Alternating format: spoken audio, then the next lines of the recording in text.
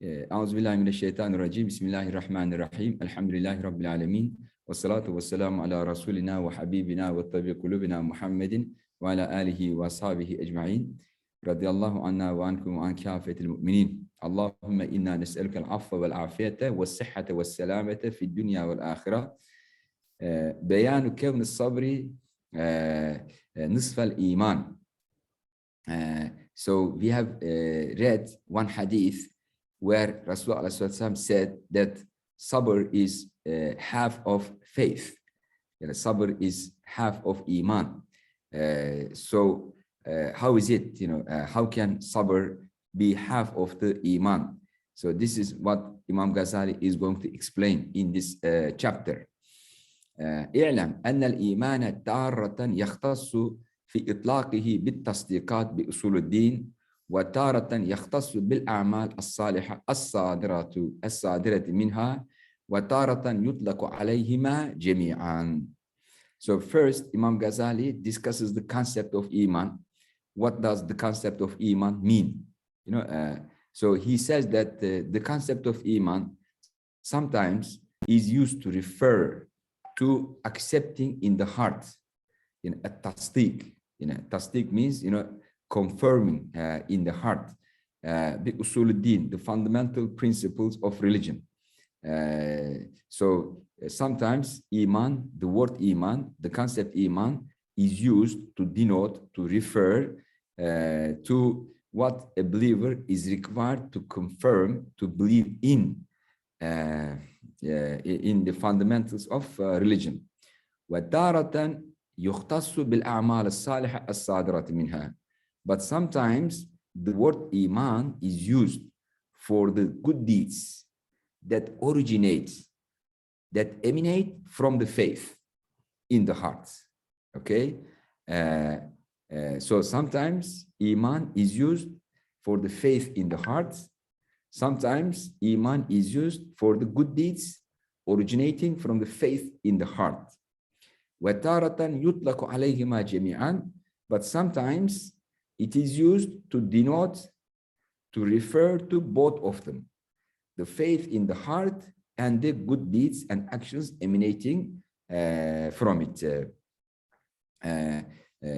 So this definition is very important for us to know what's meant by Iman.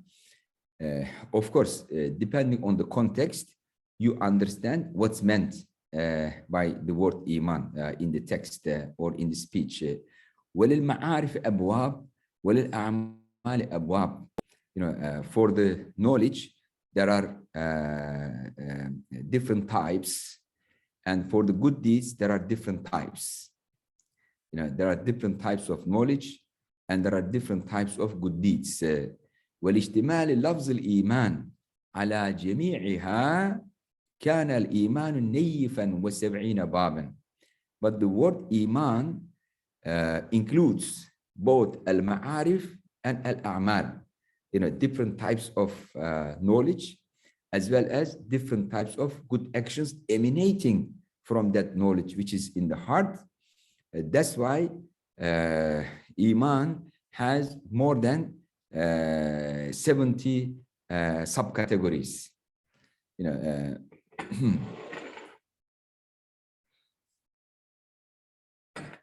واختلاف هذه الإطلاقات ذكرناه في كتاب قواعد العقائد في ربع العبادات. And he says that I have mentioned different usages of Iman in the book on Aqaid, which is part of the quarter of Ibadat. Ihya al-Ulumuddin is organized as 4 quarters. The first quarter is on Ibadat. The second quarter is on Mu'amalat. The third quarter is about Muhlikat. And the fourth quarter is about Munjiyat. So Aqaid is mentioned as part of the first book on Ibadat. ولكن الصبر نصف الإيمان باعتبارين. So there are 2 ways that makes sabr half of the Iman. على مقتضى الإطلاقين. Depending on the 2 ways the word iman is used. He mentioned above that there are two ways the word iman is used. One referring to what's in the heart. The other is referring to its practical manifestations as good deeds. So from these two perspectives, sabr is half of iman. From these two perspectives. أحدهما, the first one, أن يطلق على التصديقات والأعمال جميعا يكون للإيمان ركنان. So if iman is used to refer to confirmation and also good deeds all together, then iman would have two pillars. أحدهما اليقين. The first one is certainty in faith. والآخر الصبر. The other is endurance, patience. والمراد باليقين. So what's اليقين? What's certainty? المعارف القطعية الحاصلة بهداية الله تعالى عبده إلى أصول الدين. So yaqeen, certain knowledge, certain faith, is about the ma'arif, the different types of knowledge that are certain, and they are given to a person with the divine guidance, with grace of Allah Ta'ala, to guide him to fundamentals of religion. والمراد بالصبر, so what's meant by endurance, sabr, العمل بمقتضى اليقين, acting in accordance with the certain faith. إذ اليقين يعرفه أن المعصية ضارة والطاعة نافعة. Because certain faith teaches a person that sinning is very harmful and obedience to Allah Ta'ala is very beneficial. This is what yaqeen, certain faith in the heart teaches you. ولا يمكن ترك المعصية والمواظبة على الطاعة إلا بالصبر. But abandoning the sins and continuously practicing the obedience to Allah Ta'ala cannot take place except through sabr, through endurance. So you need sabr for this. وهو استعمال باعث الدين في قهر باعث الهوى والكسل. So what is sabr? So this is a very good definition of sabr. Keep this in mind. Never forget it. Very important. Sabr is استعمال باعث الدين في قهر باعث الهوى والكسل. Employing religious motivation to overcome hedonistic motivations and laziness. So that's the definition of sabr. It's a very interesting definition. Keep in mind. فيكون الصبر نصف الإيمان بهذا الاعتبار. So from this perspective, sabr becomes half of the iman. لهذا جمع رسول الله صلى الله عليه وسلم فقال, for this reason Rasulullah عليه الصلاة والسلام mentioned both of them together, and he said من أقل ما أوتيتم اليقين وعزيمة الصبر. The least you are given by Allah Ta'ala out of His grace is certainty in faith and also power for endurance, or the will to endurance. So these are the least things, Allah Ta'ala blesses, a believer. Let's move on. والاعتبار الثاني, how about the other perspective, the other meaning of iman and relationship with sabr. أن يطلق على الأحوال المثمرة للأعمال لا على المعارف. Using the using iman to refer to good deeds emanating from faith, but not to the knowledges, different types of knowledges in the heart. just practical outcome, the practical fruits of iman in one's day-to-day life. وعند ذلك ينقسم جميع ما يلاقيه العبد إلى ما ينفعه في الدنيا والآخرة أو يضره فيهما. In that case, everything a human being faces in day-to-day life are classified into two groups. One group that's beneficial for him in the hereafter, the other that's harmful for him in the hereafter. وله بالإضافة إلى ما يضره حال الصبر. So with respect to the things that are harmful for him in the hereafter, he needs sabr. He needs to stay away, from those harmful things by exercising endurance. Otherwise, he cannot stay away from those harmful things. وبالإضافة إلى ما ينفعه حال الشكر. And with respect to the things that he encounters in his life that are beneficial, good, and pleasant for him, in that case, he needs gratitude, expressing his gratitude, shukr, to Allah Ta'ala. فيكون الشكر أحد شطري الإيمان بهذا الاعتبار كما كان اليقين أحد الشطرين بالاعتبار الأول. So from this perspective, shukr becomes one of the two halves of iman, similar to the way yaqeen, certainty in faith, is one of the two parts of faith from the first perspective. So basically, Imam Ghazali is explaining that the word iman is used for different meanings, and for every meaning it is used, it could be explained that patience is half of iman. وبهذا النظر قال ابن مسعود رضي الله عنه, from this perspective, Ibn Mas'ud رضي الله عنه said that الإيمان نصفان نصف صبر ونصف شكر. Faith has two parts. One part is sabr, the other part is shukr. So one part is endurance, the other part is contentment, happiness, gratefulness. So here it refers to the practical outcomes of faith in one's life. وقد يرفع أيضا إلى رسول الله صلى الله عليه وسلم, and this hadith, this statement is sometimes narrated directly from Rasulullah ﷺ as an hadith. Sometimes it is narrated as the word of Ibn Mas'ud. Sometimes by some other narrators, it is narrated as the word of Rasulullah ﷺ.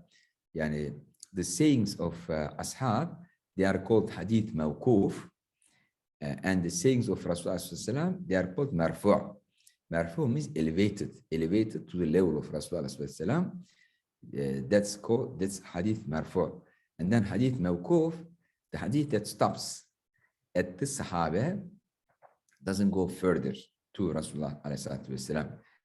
But it's assumed that if Sahaba says anything about religion, it must come from the teaching of Rasulullah ﷺ, because they don't make up anything from their own mind about religion. فلما كان الصبر صبرا عن بواعث الهوى بثبات باعث الدين وكان باعث الهوى قسمين. If sabr is resistance of religious motivation against egoistic, hedonistic, nihilistic motivations within one's heart, كان باعث الهوى قسمين. Those hawa motivations have two parts and have two kinds. There are two kinds of hawa motivation. باعث من جهة الشهوة. One motivation comes from the side of the shahwa, the desires, the appetites, the pleasures. وباعث من جهة الغضب. And the other motivation comes from the side of anger. So there are two very strong motivations in human beings. One, like seeking for pleasure. This is called shahwa. And the other is called ghadab, which is seeking to take revenge. So sabr means resistance, to باعث الشهوة وباعث الغضب. فالشهوة لطلب اللذيذ. Shahwat is a motivation to search for pleasures. والغضب للهرب من المؤلم. And anger is to protect oneself or to run away from what's painful. وكان الصوم صبرا عن مقتضى الشهوة فقط. Fasting, Saum in Ramadan is called sabr. Why? Because it is resisting the demands of shahwa, demands of pleasure. One has this motivation to get more pleasure, and when you fast, you are fighting against these motivations. وهي شهوة البطن والفرج. And when you fast, you are resisting against like sexual desires and also desire to eat, nice food. دون مقتضى غضب. But this is when you fast, you are not resisting the motivations or the demands coming out of anger. قال صلى الله عليه وسلم بهذا الاعتبار. For this reason, Rasulullah عليه الصلاة والسلام said, الصوم نصف الصبر. Fasting is half of patience. Fasting is half of patience because you need sabr for two things, to resist against your desire, to take revenge and to run away from painful things, and also your desire to enjoy life. And when you fast, you only resist the demands and motivations to enjoy life. So that's why only half of the desires are fought against when you fast. لأن كمال الصبر بالصبر عن دواعي الشهوة ودواعي الغضب جميعا. Because the complete patience, complete endurance requires, resisting against motivations of seeking pleasure, as well as motivation to seek revenge or anger, to run away from painful things. فيكون الصوم بهذا الاعتبار ربع الإيمان. From this perspective, a Saum becomes quarter of Iman. Yes. So if sabr, if fasting, Saum is half of sabr, and sabr is half of Iman, then it means it becomes the quarter. Okay. فهكذا ينبغي أن تفهم تقديرات الشرع بحدود الأعمال والأحوال ونسبتها إلى الإيمان. So this is how you are required to understand religious principles with respect to your actions and also your states as they relate to your faith. Because your a'mal and your ahwal, they both relate to your iman. Your ahwal and your a'mal, they are fruits of the state of your iman. And you have to know how religion approaches, this relationship. والأصل فيه, and the general rule, the general principle in this issue is the following. أن تعرف كثرة أبواب الإيمان وأن اسم الإيمان يطلق على وجوه مختلفة. So you need to know that Iman has many chapters. You know, Iman has many chapters, many dimensions, you know, and also Iman is used not only for faith, but also the practical implications, fruits coming out of it. إن شاء الله تعالى. بيان الأسامي التي تتجدد للصبر بالإضافة إلى ما عنه للصبر. Yes, maybe we should stop here because this is a new chapter, inshallah ta'ala. Rather than stopping in the middle, we can stop here and continue from here, inshallah ta'ala, next week. Any questions?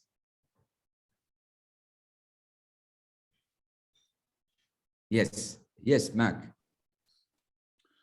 I have a weak internet connection, but I will try to open camera.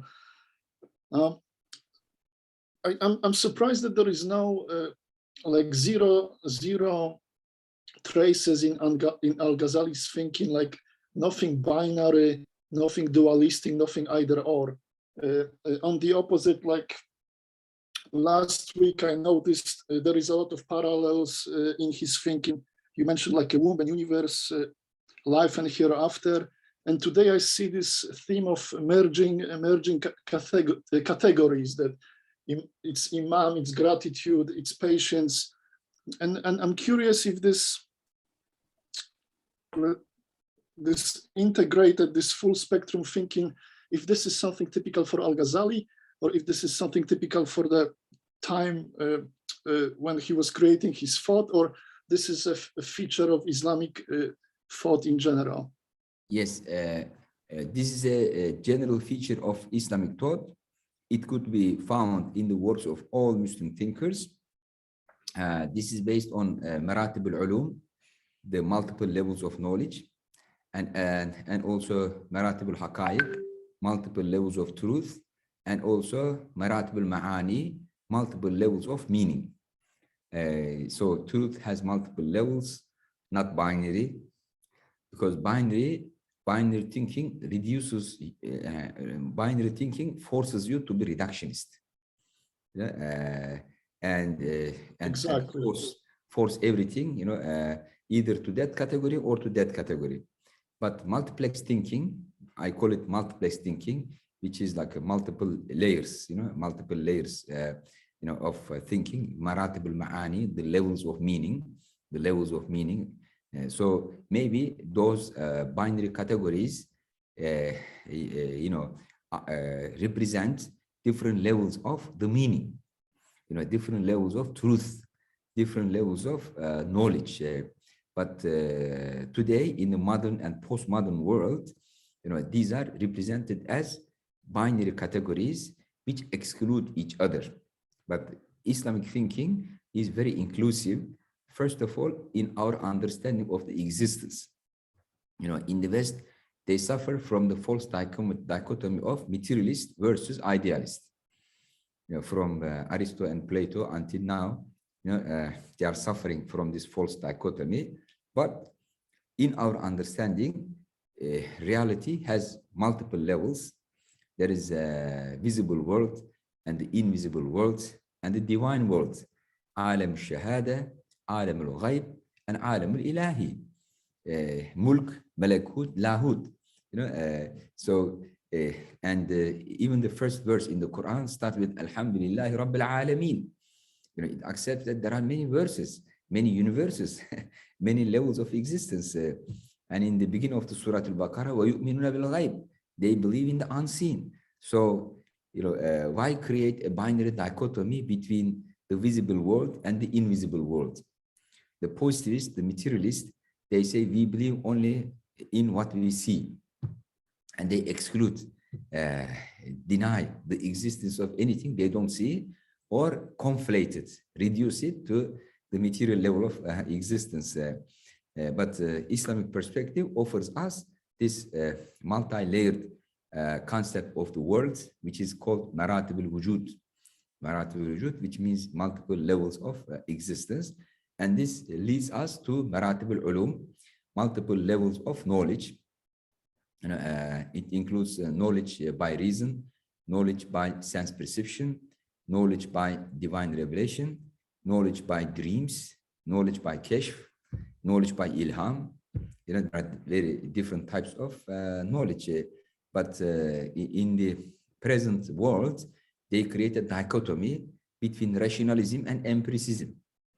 So they try to reduce source of knowledge only to reason or sense perception. This is a false dichotomy. Why not all of them at the same time? See what I mean?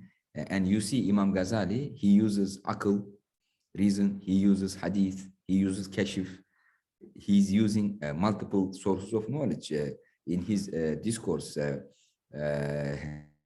And our other scholars also do the same thing. And we believe in maratib al-ma'ani, multiple levels of meaning, and maratib al-haqaiq, multiple levels of truth. So I have writings on these issues, and I try to call Muslim intellectuals to accept multiplex worldview, the multiplex paradigm, as an alternative to dichotomous, reductionist, materialist, or idealist paradigms and worldviews in the world today. And Ghazali is one of the best examples of how multiplexity, how this worldview based on multiple levels of existence, knowledge, meaning, and truth is operationalized in practice to address questions. All right, any other question?